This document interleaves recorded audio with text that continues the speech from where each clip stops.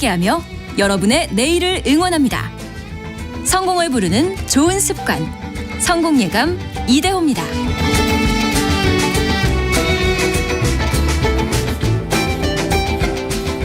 성공예감 이대호입니다. 2부가 시작됐습니다. 저희가 경제상식 퀴즈 내드렸던 것, 정답은 리콜이죠. 리콜. 6296님이 해당 김치냉장고 AS 받았는데 계속 사용해도 될지 걱정이네요 라고 해주셨는데, 이게 아마 그냥 AS를 받은 것과 아예 리콜 반납을 해야 되는 것도 좀 다른 걸로 알고 있는데, 한번 이 제조사에 문의를 해보시는 게 좋을 것 같습니다. 위니아 딘체 뚜껑형 모델이라고 합니다. 이게 굉장히 오래된 모델인데 아직까지도 그 리콜 소식을 모르고 계속 쓰고 계시는 분들이 있는 것 같아가지고, 그래서 부모님 댁에 있는 김치 냉장고가 그 모델 아닌지 자녀분들이 좀 체크를 해달라는 그런 이야기입니다. 8314님도 우리 집 위니아 김치 냉장고도 95년도 제품인데 이것 대상은 연도 제한이 없는지 궁금하네요 라고. 제조사에 꼭 한번 체크를 해보시기 바라겠습니다. 예, 직접 물어보셔야 합니다. 또 모델이 또 다를 수도 있기 때문에요. 여러분의 의견 짧은 문자 50원, 긴 문자 100원이 드는 샵 9730 계속해서 열려 있습니다. 오늘 증시 상황 한번 볼까요? 코스피가 2520포인트로 19포인트 0.77% 오르고 있고요. 코스닥은 850.5로 5포인트가량 0.65% 오르고 있습니다. 환율은 1324원 가리키고 있고요. 시장이 강합니다. 실적 발표 시즌이기도 하고 미국의 물가 지표가 나오는 시기이기도 합니다. 오늘 신한투자증권 강북금융센터의 곽상준 지점장과 함께하는 날입니다. 어서 오세요. 네, 안녕하십니까. 안녕하세요. 반갑습니다. 시장이 좀 세네요. 지난 주말에 미국 시장이 강했으니까요. 아무래도 그 반영이 된 거고, 예. 이제 미국 시장을 보실 때는 그동안에는 배드 이즈 굿이었지 않습니까? 나쁜 소식이 시장에는 호재로 좋았다. 반영되는. 왜냐하면은 연준이 금리를 내릴 수도 있는 거고 안 올릴 수도 있는 것이다. 네. 라는 것 때문에 배드 이즈 굿이었는데요. 네. 아마 이제부터는 굿 이즈 굿이 될 가능성이 매우 높습니다. 왜냐하면 금리 인상이 이제 종착지에 다가섰고, 네. 이번 이제 연준 파월의 기자회견 발언에서도 보면 더 이상 금리 인상은 없을 것이다. 여지는 줬어요. 데이터 디펜던트 하겠다고 여지는 줬고 위로 올릴 수도 있다고 여지는 줬지만, 네. 전체적인 분위기는 이제 더 이상 금리 인상은 아마 없을 것이다. 동결 가능성이 크다는 뉘앙스를 품고 이야기를 했고요. 그렇기 때문에 이제 금리 인상이 더 이상 없기 때문에, 네. 여기서부터는 뉴스가 좋은 게 나와야 됩니다. 네, 갑자기 경기가 나빠져서 금리를 내리는 상황들이 오게 되면 이건 경기에 나쁜 거기 때문에 시장에 충격을 받을 수 있어요. 그러니까 지금은 금리를 올릴 수 있는 영역이 없는 상황에서 좋은 뉴스가 나오면 호재로 시장이 받아들일 가능성이 높기 때문에 어떤 측면에서 보면 미국 증시는 이제 본격적인 골디락스가 일부 시작이 되었다라고도 표현할 수 있을 것 같습니다. 그러니까 증시를 자주 보시지 않는 분들은 이게 무슨 소린가 싶을 거예요. 근데, 네. 그동안에는 나쁜 뉴스가 전해지면 이봐, 경제 안 좋으니까 금리 그만 올리라니까 이렇게 시장에서, 그렇죠. 메시지를 냈다면 이제 앞으로는 금리 올릴 만큼 다 올렸기 때문에, 네. 나쁜 뉴스보다는 좋은 뉴스가 나와야 그래도 경기 괜찮네. 네. 경제가 좋네. 그렇습니다. 이러면서 더 갈 수 있다라는 거죠. 예, 그리고 또 이제 우리가 미국 경제를 볼 때 자꾸 이제 우리 시각으로 세상을 바라보는 게 있어요. 우리 지정학적인 상황에는 한국은 경기가 별로 안 좋거든요, 지금. 네. 그러니까 미국 경기가 좋겠어 이렇게 봅니다. 근데 미국 경기는 사실 뜨거운 게 맞아요. 지금 실업률이 지난 주말에 3.4% 나왔거든요. 거의 완전 고용에 가까운. 그렇죠. 69년도 이래입니다. 지금, 네. 이 듣고 계신 청취자분들 중에서 69년 이후에 태어나신 분이 훨씬 많을 거로 추정이 되거든요. 네. 그러니까 생애에 보지 못했던 실업률이 나왔다. 이렇게 말씀드릴 수 있겠고, 그리고 구직자 한 명당 여전히 1.6개의 직장이 지금 있습니다. 미국에서는. 그런데 이제 이 부분이 왜 중요하냐면, 여지껏 그동안에 소식 전해든 거 보면 작년도 후반기부터 소위 말하는 빅테크, 모든 빅테크들이 다 사람들을 좀 감원을 했죠. 네. 메타 같은 경우는 한 서너 번 정도의 감원을 했고요. 그러니까 이거 좋은 직장 없어진데 그게 무슨 좋은 뉴스야 이렇게 보실 수 있으나, 미국은 소위 말하는 저소득층에서의 소비 영향이 굉장히 큽니다. 그래서 그 저소득층에서 직장을 갖고 있는지 여부가 굉장히 중요하기 때문에 직장의 고용의 질도 중요합니다만 고용의 숫자가 중요합니다. 근데 지금 고용의 숫자는 그대로 나오고 있는 상황이라서 그러니까 이렇게 보시면 돼요. 저임금 노동자들의 경우는 월급 있으면 바로바로 다 쓰죠. 예, 안 쓸 수가 없어요. 다 써야 돼요. 그래야 생존이 가능. 예, 다 써야 되는 상황이니까. 그러나 고임금 직종은 사실 직장이 없어서 소득이 없더라도 쓸 돈은 항상 있는 거거든요. 네. 그러니까 소득 대비 지출량은 비율로 따져보면 저소득층이 훨씬 더 높기 때문에 지금 저소득층의 그 직장이 여전히 꽤 많다라는 건 미국의 소비가 계속 살아있다라는 얘기가 되는 거고 네. 그렇다면 결국은 미국 경기는 우리가 느끼는 것처럼 한국 사람이 느끼는 것처럼 그렇게 어려운 환경이라기보다도 뜨거운 환경이 더 맞다. 그래서 지금 뜨거운 환경들이 좀 가라앉고 있는 것이다라고 볼 수 있겠습니다. 그 오랜 증시 격언 중에 하나가 Sell in May. 네. 5월에는 주식을 팔고 떠나라라는 걸 사실 이맘때 되면 매년 우리가 이야기를 하는데 네. 지난해에는 사실 우리가 아닐 거야 하다가 좀 당했고 올해는 어떨지 올해 네. 5월부터는 좀 어떨까요? 이게 사실 과학적 근거가 별로 없어요. 그러니까는 통계치를 따져보면 5월, 10월 달 상황이 수익률이 조금 떨어지는 건 맞습니다. 11월부터 4월까지 수익률보다는 조금 떨어지긴 하거든요. 네. 근데 어쨌든 미국 기준으로는 수익이 낮고 그다음에 대형 이벤트들이 5월에서 10월 사이에 많았습니다. 그러니까 뭐 저기 미국의 금융 위기라든가 네. 그다음에 9.11 테러 뭐 이런 것들이 다 10월, 5월부터 10월 사이에 있었기 때문에 네. 이 사이에 수익률이 좀 떨어지긴 한데 그 이벤트들을 빼고 보면 그렇게 과학적인 근거가 없어요. 근데 도대체 왜 그럴까? 그래서 곰곰이 생각해봤는데 우리 우리 진행자 이대호 진행자님께서도 말씀해 주셨습니다만은 작년도에 상처가 있어요.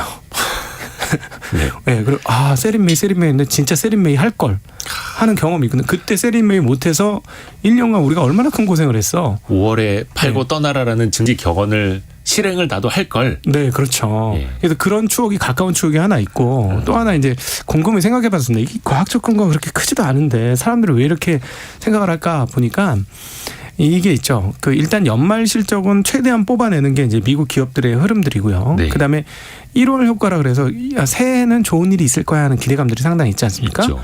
근데 이제 4월 말부터 5월 초에 뭐가 있냐면 1분기 실적이 나옵니다. 네. 1분기 실적이 제대로 나오지 않으면 정말 실망스러운 거거든요. 그 한 해가 정말 실망스럽습니다. 네. 그렇게 되면 이제 만약에 1분기 실적이 전년도 한참 좋았을 때보다 꺾이면 5월 달에는 이제 실망 매물이 쏟아지기 시작하거든요.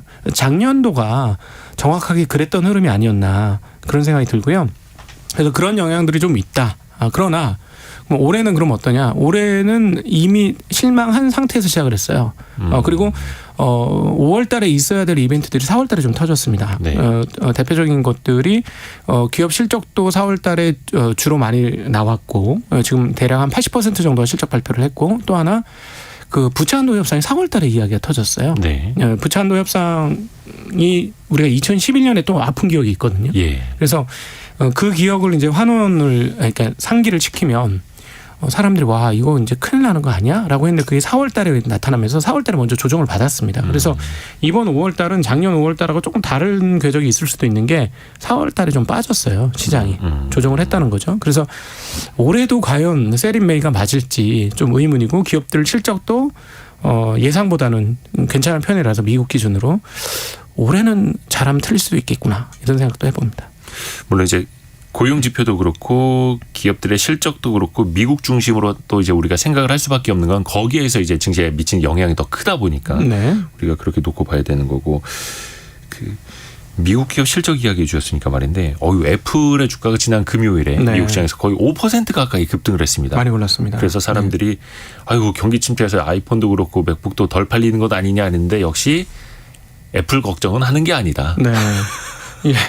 이 상대적인 게 커요. 네. 맥북도 사실은 좀 빠지긴 했고요. 예. 그 전부터 이제 TSMC에 맡겼던 그 칩 생산 그 오더 물량을 확 줄였다는 네. 뉴스도 사전에 있었고, 그 다음에 그 앞서서 퀄컴이 실적 발표를 했는데 크게 빠졌습니다. 네. 한 7% 빠지면서 아시아 쪽 폰 회복될 가능성이 별로 없다. 앞으로도 한 15% 빠진다. 계속 연간 기준으로 이런 뉴스들을 접했기 때문에 휴대폰 사업도 진짜 안 좋고, 그렇죠. IT는 안 좋은 거 이미 알고 있었고 반도체 산업 안 좋으니까 IT 거덜났겠구나 이런 생각을 하고 애플 실적을 보게 된 거예요. 네. 그러니까 이 애플의 실적을 보니까 그 아이폰 부분에서 2분기 매출 신기록이에요. 그리고 다른 활성기기라고 하나 AIB 기기에서 사상 최고치를 경신을 했습니다.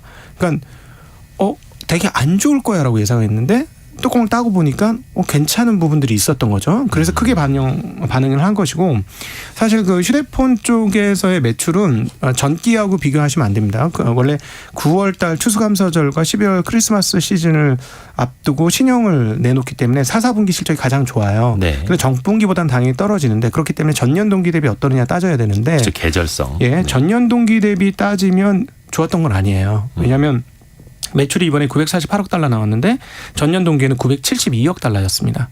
그러니까 전년 동기 대비보다 매출이 좀 떨어졌고요. 주당 이익은 비슷합니다. 1.52달러에서 이번에도 1.52달러.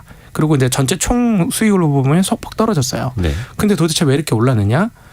남들은 다 죽을 쓰고 있는데 죽을 쓰고 앉아 있는데 애플은 2분기 사상 최고치다. 아이폰은. 네, 뭐 이런 아이폰은. 것들이 그 시장에 좀 미치는 심리적 영향. 여기는 그래도 버티는 회사구나. 이런 그 인식을 줬던 게 더 크게 작용한 게 아닌가 싶습니다. 그래서 덕분에 애플 주가는 사상 최고치에서 이제 4%밖에 안 남았어요. 그렇죠. 네. 거의 사상 최고치 어느새도 근접이 돼 있는. 예, 그렇습니다. 그래서 애플 걱정은 하는 게 아니라는. 그러니까 다른 기업들이 다 죽을 쓰고 있을 때 애플은 그래도 밥이라도 짓고 있었던. 네. 그리고 또 여기는 뭐 자사주 매입도 한 900억 달러로 예.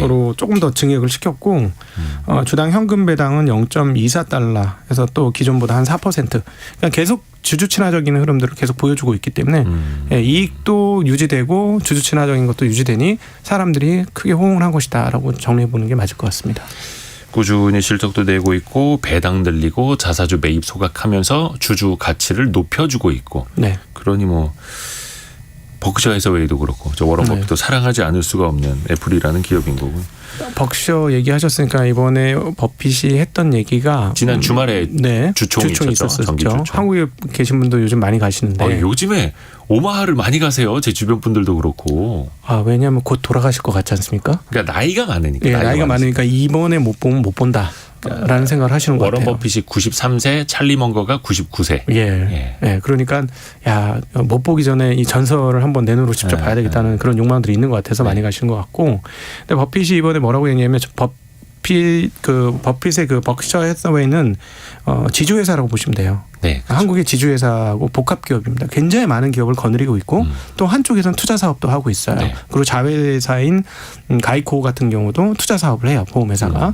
그런데 이번에 뭐라고 했냐면 기업이익은 조금 전체적으로 좀 떨어질 것이고 대신에 투자 수익은 좋을 것이다 라는 얘기를 했습니다. 네. 여기 의미하는 바가 상당히 많은데요. 그러니까 경기 상황들이 별로 지금 미국이 좋지 않기 때문에 기업의 이익은 좀 떨어질 것이다. 그리고 뭐 재무 환경도 좋지 않지 않습니까? 금리도 높으니까 비용 구조도 올라갔기 때문에 네. 기업의 이익이 늘지는 않을 것이다라고 얘기를 했는데, 반면에 투자 수익은 좋을 것이다라고 얘기한 것은 지금 투자할 거리가 많다라는 것으로 뒤집어서 해석할 수 있을 것 같아요. 그러니까 워낙 투자의 달인들이니까 지금은 투자하기 좋은 때라는 이야기를 한 것으로 저는 좀 이해가 되었습니다. 이 얘기가. 그래서 많은 분들이 그 미국 시장이나 주식시장에 대해서 상당히 작년도에 한 해 내내 당했기 때문에 마음이 안 풀려요. 꽁꽁 얼어있는 마음이 아직 덜 풀렸거든요. 네. 그러나 투자 시계열은 작년보다 월등히 좋다. 뭐 이렇게 정리해 볼 수 있을 것 같아요. 네. 이건 워런 버핏이 한 말이죠. 기업 이익은 좋지 않아도 투자 수익은 좋은 한 해가 될 네. 것이다. 다른 쪽으로 한번 눈을 돌려볼까요? 지난주 후반 보니까 뉴욕 증시에서 전기차 관련 기업들, 네. 테슬라, 리비안, 루시드, 그리고 그 사기 논란 일고 있는 니콜라까지 이 자동차 업체도 일제히 급등했습니다. 네. 뭔가 좀 특별한 일이 있었나요? 아니 사실은 별로 특별한 일은 없어요. 특별한 일이라고 하면은 이제 그 테슬라가 유럽에서 LFP를 사용한 BYD의 LFP를 사용한 후륜 모델 Y를 출시하게 될 겁니다. 그러니까 인산철 배터리, 그렇죠. 조금 더 저렴한 배터리를 단 자동차 모델을 유럽에서 출시하겠다. 네, 유럽에서 출시하게 할 예정이고요. 그리고 뭐 테슬라는 그냥 꾸준해요. 계속해서 그 생산량을 증대하고 있고 그리고 판매가 좀 안 되면 바로 할인하고 판매가 잘 되면 가격을 높이고 이 전략을 끊임없이 가격이 변경됩니다. 거의 그러니까 테슬라 차량은 그 횟집이랑 비슷하다고 거의 시가로 네, 맞습니다. 약간 그런 개념이죠. 네. 예, 그런 흐름들 그냥 계속 지속하고 있고 그다음에 이제 전기차로서의 전환은 시간이 갈수록 훨씬 더 유력해질 것으로 판단을 합니다. 지금 이것과 관련해서 전기차를 한번 우리가 살펴볼 필요가 있는데요. 이거는 네. 거대한 문명적 전환이에요. 네. 100 몇십 년 만에 나타난 거대한 문명적 전환인데 제가 제 얘기를 잠깐 해볼게요. 제가 전기차를 탄 지 한 2년 가까이 됐어요. 근데 제일 좋은 게 뭐냐면 신경 쓸 게 별로 없습니다. 충전하는 게 제일 큰 신경 아닌가요? 그럼 저는 집에서 하니까. 그리고 요즘에 건물마다 많이 있어요. 그러니까 그리고 충전 시설을 갖추는 거는 생각보다 그렇게 어렵지 않습니다.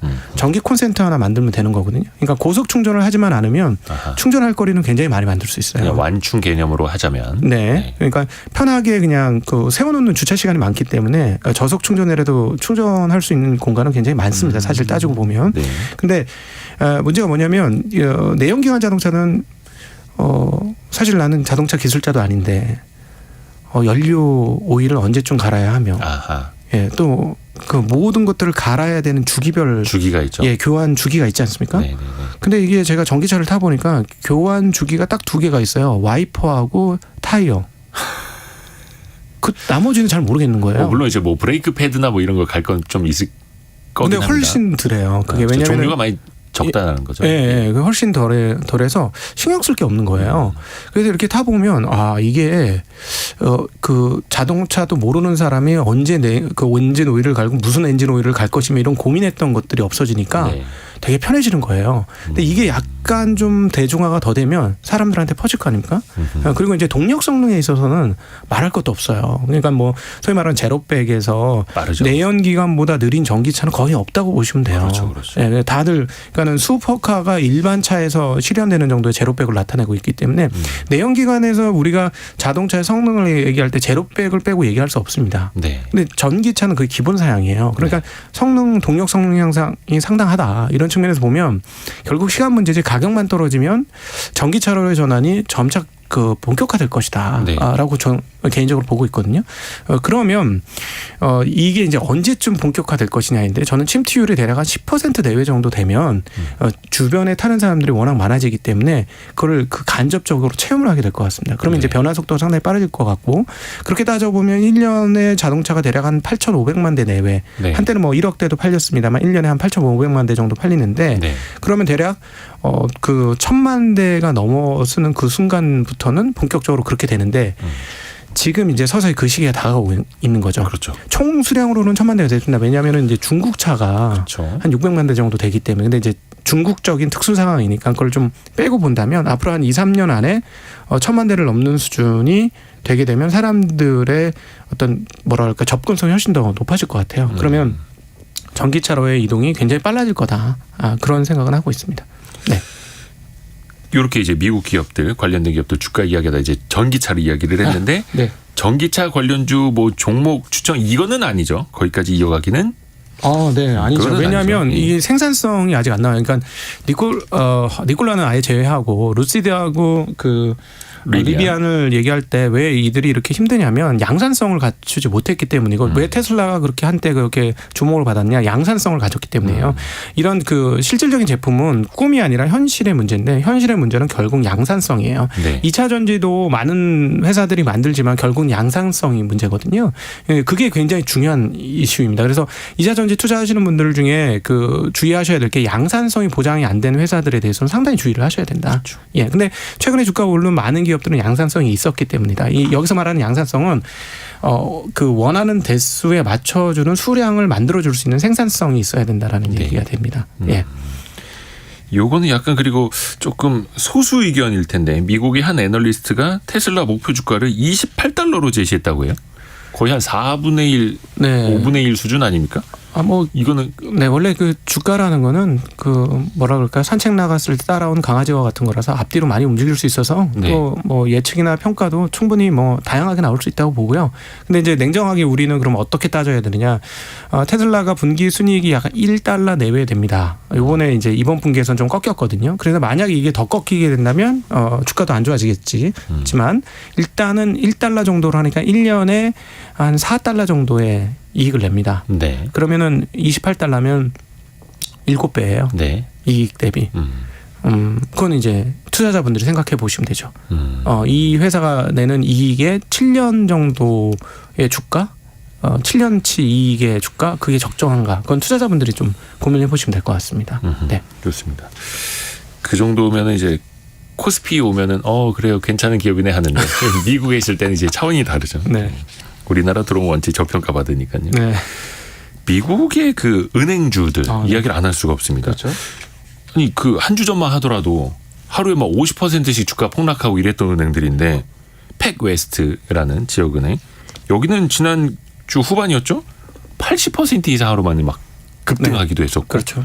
도대체 이런 일들이 왜 일어나는 겁니까? 지금 그 대전제가 뭐냐면 미국 지역은행들의 문제가 생겼을 때 예금자는 보호하겠다. 네. 그러나 주주는 보호해주지 않겠다고 했어요. 그렇죠. 그렇기 때문에 주주들이 굉장히 불안하거든요. 그래서 조금만 흔들리는 뉴스가 나오면 주가가 주주들이 불안하기 때문에 주식을 팔 수 있어요. 네. 또 그것을 이용하는 공매도 세력이 있어요. 이게 두 개가 같이 겹친 것인데 미국 지역은행들 입장에서는 지금 미스매치라고 표현되는 그 손님이란다. 고객들한테 받은 예금을 어딘가 잘 이렇게 수익을 내는 자산에 투자를 해서 고객한테 이자와 원금을 돌려주는 개념이잖아요. 네. 은행이라는 거는. 네.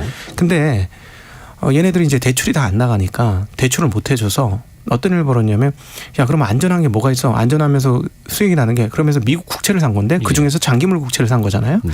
장기물 국채를 샀는데 문제가 뭐냐면 금리가 올라가면 가격이 떨어집니다. 네. 이거는 이제 할인채 생각하시면 되는데 5% 할인채는 10,000원짜리가 9,500원, 10% 할인채는 10,000원짜리가 9,000원이에요. 네. 금리가 올라가면 가격은 떨어지는 거거든요. 그렇죠. 근데 그게 1년짜리면 그냥 단순히 그렇게 떨어지지만 10년짜리면 곱하기 연수로 떨어집니다. 진폭이 훨씬 더 커지죠. 그렇죠. 그러니까 가격이 너무 많이 떨어지는 거예요. 10년짜리 국채를 많이 들고 있다가 자빠진 게 그 SVB 은행, 네. 실리콘밸리 은행이 그렇게 됐고 다른 은행 몇몇 은행들도 그런 궤적이 있었죠.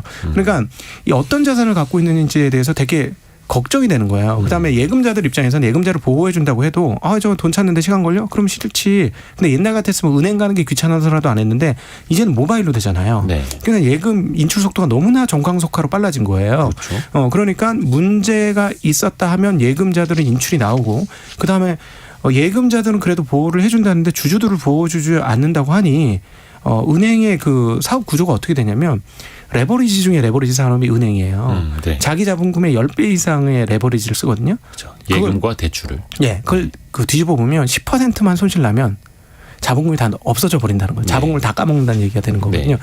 그러니까 주주들 입장에서 너무 불안하니까 빨리 주식을 팔게 되고 또 거기서 이제 찬스를 포착했던 공매도 세력은 이거 봐라. 이거 뭐 소문만 나면은 공매도 하루에 막 50%씩 또 주가 빠지니까 이런 꿀매가 어디 있어? 공매도 세력 입장에서 이렇게 된 거죠. 네. 그런데 이제 지난 주말에 대표적인 게 이제 그 웨스트 얼라이언스였는데 이 회사가 이제 장중에 한 68% 빠졌다가 38% 정도로 마감을 했습니다. 왜 그랬냐면 네. 파이낸셜 타임스가 이거 매각할 거야. 근데 지금은 미스매치 자산이 얘네가 장기채를 많이 갖고 있어 자산 손실이 있어라는 뉴스도 주가를 폭락시키지만 매각될 거야라는 뉴스도 주가를 폭락시킵니다. 왜냐하면 얘네 문제 있으니까 매각하는 거야. 네. 라는 뉘앙스가 그 속에 담겨져 있거든요. 네. 그러니까 매각 뉴스가 나오자마자 주가가 엄청나게 폭락했는데 이 회사가 아주 단호하게 우린 절대 그런 일 없어. 앞으로 소송도 불사할 거야. 하면서 아주 강경 대응을 했고 그다음에 이제 미국 정부에서도 좀 이런 부분들이 과도한 부분들이 있다라고 언급을 하면서 로이터에서도 은행들이 생각보다 괜찮다라는 보도가 나왔어요. 그래서 이런 것들이 종합되면서 반등이 또 크게 나타난 겁니다. 그러니까 이제는 공매도 세력에 의해서 쭉쭉 밀어붙이는 하락이 있었는데 공매도 세력이 지난 주말에 반등을 한 80% 하면서 크게 한 번 얻어맞은 거죠. 그러니까 이제부터는 이 변동성이 당분간은 유지가 될 것이긴 한데 네. 공매도 세력이 원하는 것처럼 뭐 하루에 30에서 50% 떨어뜨리는 일이 과연 가능할지는 좀 봐야 될 것 같아요. 그럼에도 불구하고 미국 은행들은 지역 은행들은 이걸 어떻게 많은 분들이 그냥 은행으로 인식하더라고요. 이것도 지정학적인 사고 틀거리가 있는데 한국은 은행 네. 해봐야 대략 한 10개쯤 되잖아요. 네. 10개 이후에 뭐가 있을까라고 생각하면 별로 없어 보여요. 한 네. 5개밖에 기억 안 나실 거예요. 별로 없어요. 한국은 네. 은행이. 지점 통틀어봐야 이 4,000개 정도밖에 안 돼요. 근데 미국은 은행이 한 4,500개 되거든요. 은행 자체가. 예. 그러니까 이걸 어떻게 해석해야 되느냐. 그래서 좀 이해하시기 쉽게 지정학적으로 풀어드리면 네. 한국의 신협 새마을금고 꽤 많습니다. 네. 근데 미국의 은행들 중에 우리가 이름을 들어보지 못한 은행들은 신협이나 새마을금고를 생각하시면 좀 이해하기가 쉽지 않을까 싶어요. 지역 조합 같은. 예. 물론 이제 그거하고 같진 않지만 네. 그렇게 되면 미국의 은행 위기가 전반적인 시스템 위기로 넘어올 것인지에 대한 생각이 조금 달라지실 수 있을 것 같아요. 근데 한국 개념으로 미국의 은행이 지금 위험에 자빠졌어 이런 생각을 하면 야 미국 시간 이제 몰락이네 이런 생각을 자연스럽게 하게 됩니다. 한국의 주요 은행들 우리가 알고 있는 시중은행들 하나가 자빠졌다? 그러면 한국은 굉장히 큰 시스템 리스크예요. 정말 심각합니다. 전이가 되죠. 예, 큰 문제거든요. 근데 생각해 보세요. 신협이라든가 새마을금고가 몇 개 넘어졌어요. PF 잘못해가지고. 줄줄이 사탕으로 대여섯 개 넘게 막 이렇게 몇십 개씩 넘어져요. 그럼 한국의 이게 시스템 리스크일까요? 좀 생각이 달라지죠. 그렇게 좀 이해를 하시면 현재 미국 은행 사태를 이해하는데 조금 더 도움이 되지 않을까 싶습니다. 왜냐하면 지금 이 은행들 우리도 처음 들어본 이름이지만 미국에 계신 분들도 처음 들어본 은행일 가능성이 상당히 높아요. 지역이 다르면. 예, 그렇죠. 몇몇 은행들은 저런 은행이 있었어? 이럴 거라는 거죠. 그래서 그 부분들은 좀 구분지어서 보시되 어쨌든 미국 은행이 지금 불안전한 건 분명히 사실이고 이런 불안전한 상황은 금리가 너무 높기 때문에 생긴 현상이다라고 정리해 볼 수 있어요. 그렇기 때문에 그럼 미국의 은행들이 지금 지난주에 이런 해프닝을 통해서 끝난 거냐? 그건 아닌 것 같아요. 이 문제는 앞으로 당분간 몇몇 은행들이 계속 문제를 일으키면서 툭툭 터질 것 같다. 그러나 이걸 시스템 리스크로 생각을 하려면 우리가 익히 알고 있던 이름의 은행들이 문제가 생겼을 때는 정말 심각한 문제가 될 것이다. 그 전까지는 그렇게 생각하는 거는 조금 너무 앞선 생각이 아니겠느냐 이렇게 보고 있습니다. 하지만 그 지역 은행들은 계속해서 문제가 될 수 있겠지만 그게 중앙의 어떤 뭐 증시라든지 은행 시스템을 흔들어 놓을 정도는 아니다. 네. 다만 이런 이슈는 계속 들려올 것이다.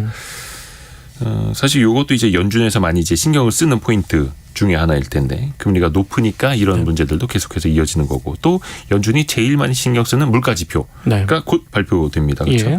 소비자 물가지수 그리고 생산자 물가지수까지 소비자 물가지수 지금 예상치를 보니까 전년 동기 대비로 한 5.0%. 요게 한 달 전에도 5.0이었는데 네. 지금 그리고 한 달 전에 비한 전월비로는 0.4% 오히려 이제 상승하는 걸로 네네. 예상이 되더라고요. 요 정도 수준이면 좀 어떻게 평가를 해야 될까요?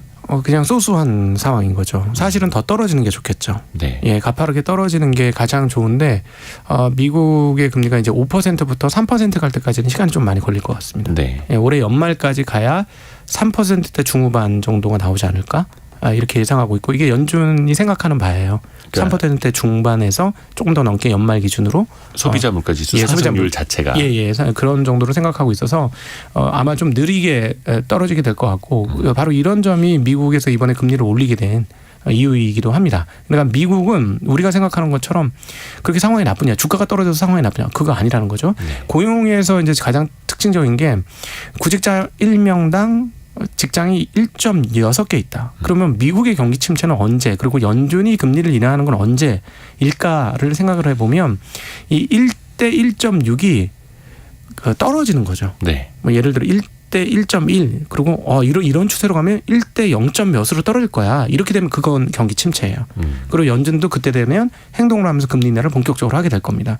그 전까지는 이 과열을 낮추기 위해서 현재의 금리를 유지할 가능성이 매우 높고요. 그리고 또 하나는 지금 말씀하셨다시피 예상 CPI가 생각보다 그렇게 크게 떨어지지 않고 있기 때문에 금리를 급하게 내려줄 이유가 없는 거예요. 네. 그래서 그런 측면에서 보면 미국 금융시장에서 재미난 거는 지금 채권 시장은 재미난데 채권 시장 경기가 하락할 거라고 확신을 하고 있어요. 그러면서 현재 금리보다도 2년물 금리나 이런 쪽은 상당히 낮게 금리를 형성시키고 있습니다. 굉장히 앞서가 있죠. 그렇죠. 네. 왜냐하면 경기가 침체될 거라고 확신하고 있기 때문이에요. 그러니까 여기에 대해서 미국의 제임스 블러드는 뭐라고 얘기하고 있냐면 경기가 침체할 것이라고 하는 이 예측이 좀 잘못된 것 같다. 그건 잘못된 그 예상인 것 같고 우리의 기본 시나리오는 경기 침체 가능성이 없진 않지만 우리의 기본 시나리오라는 거는 지금 타이트한 고용과 그에 따른 소비들을 감안해 볼 때 서서히 인플레이션이 내려가고 서서히 고용이 내려가는 그리고 모든 임금이나 이런 것도 서서히 내려가는 그런 정도 수준의 흐름들이 나올 것이다. 즉 연착륙 시나리오가 기본 시나리오다. 이렇게 얘기를 했어요. 그 말씀한 제임스 블라드라는 분은 세인트루이스 연은 총재인데 가장 매파적으로 분류되는. 예, 그렇죠. 네. 그런 분이고 그래서 지금 이제 시장에 대고 네. 너무 앞서가지 마.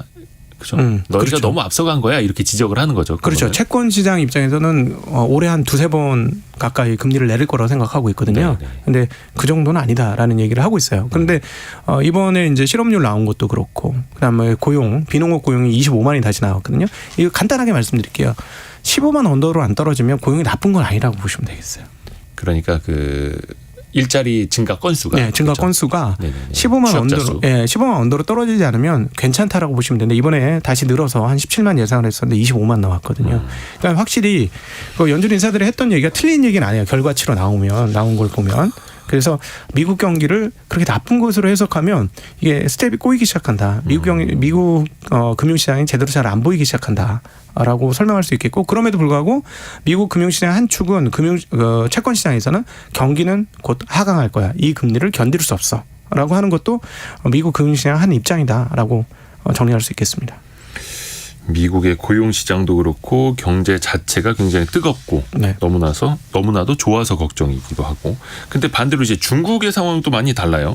중국은 이제 리오프닝하고 네. 다시 좀 소비 좀 늘지 않겠느냐. 그러면 물가도 좀 자극되지 않겠느냐라고 보는데 미국의 소비자 물가 지수 상승률은 막 5% 예. 여전히 그 정도 나오는데 중국은 소비자 물가 지수 상승률이 3월에 0.7% 예. 상승률이었고 4월 거 지금 시장 예상을 하는 게 1.0%더라고요. 네.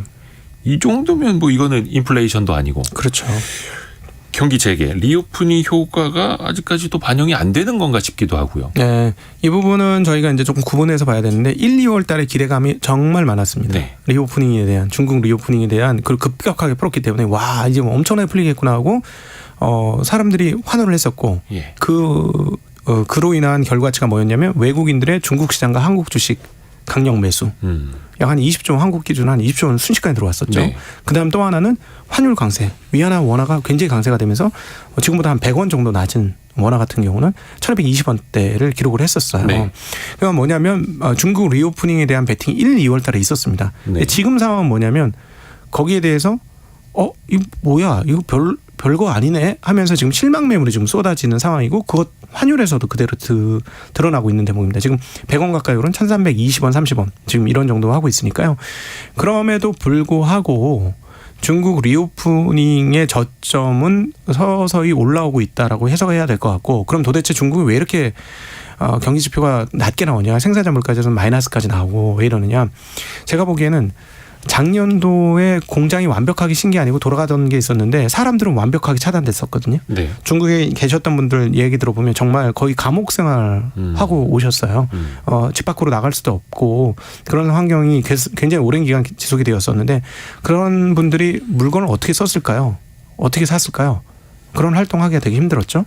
근데 공장 일부는 돌아갔어요. 네. 그게 무슨 말이냐면 재고가 상당히 쌓였던 것으로 보입니다. 그래서 지난 1분기와 이번 2분기까지 재고 처리 과정들이 좀 있어야 되는 상황이다라고 네. 보여지고 그렇기 때문에 생산자 물가지수, 소비자 물가지수가 오를 수가 없는 그런 상황이었다라고 정리해 볼 수 있겠고 그러면 결국 중국의 리오프닝 이후에 본격적인 시장 반응은 2분기 후반부터 3분기 이 여기에서 나타나는지 확인해야 할 것이고 그리고 그때까지도 제대로 올라오지 않는다면 아마 중국 당국이 어떤 식으로든지 부양책을 상당히 쓰지 않겠느냐라고 보여집니다. 지금 뭐라고 하고 있냐면 더 이상 금리는 내리지 않겠다고 했어요. 그리고 작년 한 해 내내 돈을 풀었기 때문에 네. 이것들을 약간 기다리는 톤인데요. 기다렸음에도 불구하고 6개월이 지났음에도 경기가 부양이 안 된다. 그러면 뭔가 조치를 할 것이고 오늘도 이제 지난 주말에도 이제 들어온 뉴스 중에 하나가 부동산 경기가 전혀 안 올라오거든요. 그리고 이제 중국에 그리고 부동산을 부양하겠다는 생각도 별로 없지만 지방 정부는 지금 굉장히 힘든 상황이라서 빈집도 많고 그러니까 신혼부부한테 그 보조금을 줄 테니 집에 들어와라. 이런 그 뉴스들도 나오고 있습니다. 그래서 아마 6월 달이 넘어서까지도 중국 경기가 생산자 물가, 소비자 물가가 제대로 못 올라온다면 어떤 식으로든 소비 진작책이 조금 더 나오지 않겠느냐는 생각을 하고 있습니다. 그리고 이제 투자자들 입장에서는 여하튼 조금씩 개선되고 있어요. 여하튼 그 부분은 기억을 하셔야 됩니다. 그러니까 그 1, 2월 달에 대한 기대감이 실망으로 바뀌긴 했습니다만 그렇다고 완벽하게 추가로 더 하락하고 있느냐 그건 아니다라는 점은 또 구분하셔야 될 것 같습니다.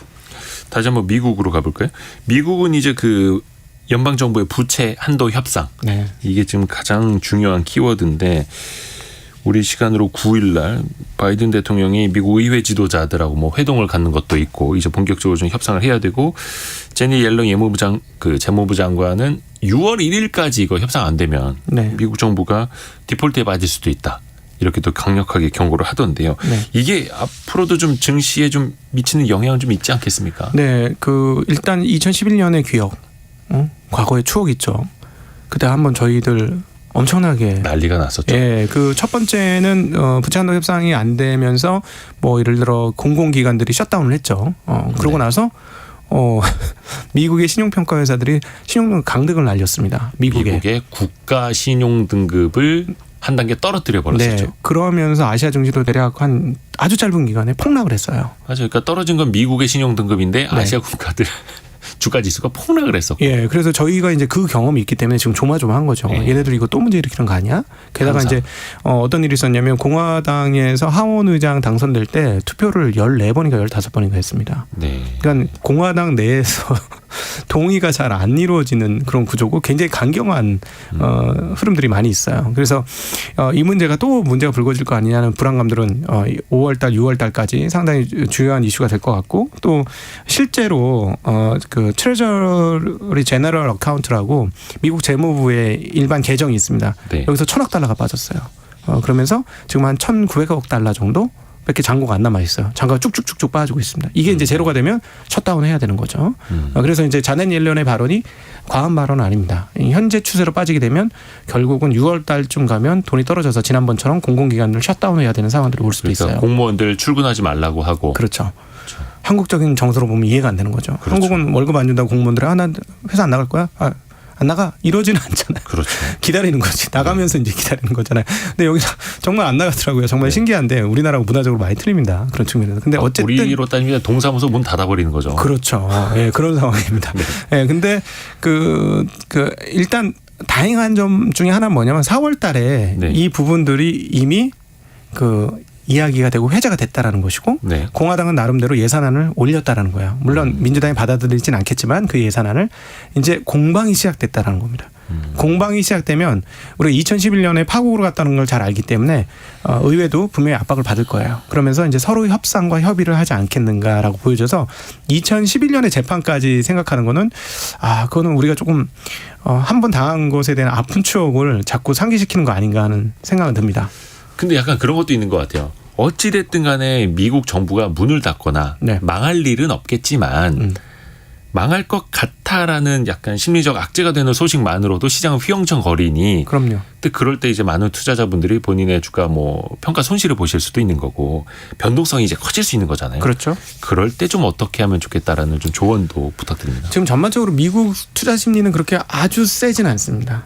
아주 세진 않고 그리고 그거는 이제 전문 투자자들의 현금 보유 비중 같은 걸 확인해 보면 전문 투자자들의 현금 보유 비중이 높은 편이에요. 과거 평균보다. 네. 근데 전문 투자자들이 이 정도로 쫄았으면 대부분의 투자자들 다 쫄았다는 얘기예요. 네. 그런 측면에서 저는 이제 심리가 8할 이상이 된다고 생각해요. 투자에서는. 투자는 심리죠. 예, 심리가 정말로 중요한데 이 모두가 위축된 이 국면이라는 건 주식시장의 입장에서 보면은 하방이 생각보다 많이 열려 있지 않다라고 보면 되겠어요. 원래 주식이라는 건 팔 사람이 다 팔면 더 이상 팔 수 없고 살 사람이 다 사면 더 이상 살 수 없는 거예요.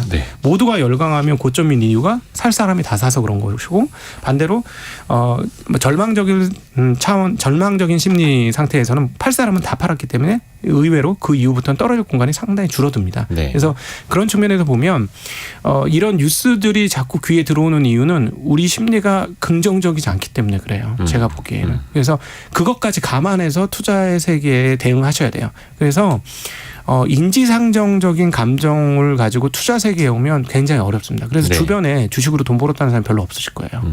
부동산은 못 팔았으니까 돈이 됐죠. 네. 부동산이 만약에 주식시장처럼 매일같이 시세가 움직인다고 생각해 보세요. 부동산으로 돈 벌기 굉장히 힘들 거거든요. 왜냐하면 심리가 흔들리기 때문에 그렇습니다. 그러니까 그만큼 지금 상황들은 이 악재에 사람들이 민감한 거는 그만큼 심리가 전반적으로 좀 어둡다 이렇게 볼 수 있겠고, 그럼 전체적인 시계열로 보면 우리가 작년에 이미 하락을 크게 겪었고 그런 상태에서 심리가 죽어 있는 거니 이런 거는 뒤집어 보면 그렇게 나쁜 투자 환경은 아니다. 심리적으로 보면 모두가 항복해 있거나 모두가 싫어할 때는 나쁜 투자 환경은 아니다 이렇게 볼 수 있겠습니다. 오히려 그 역발상으로요. 네.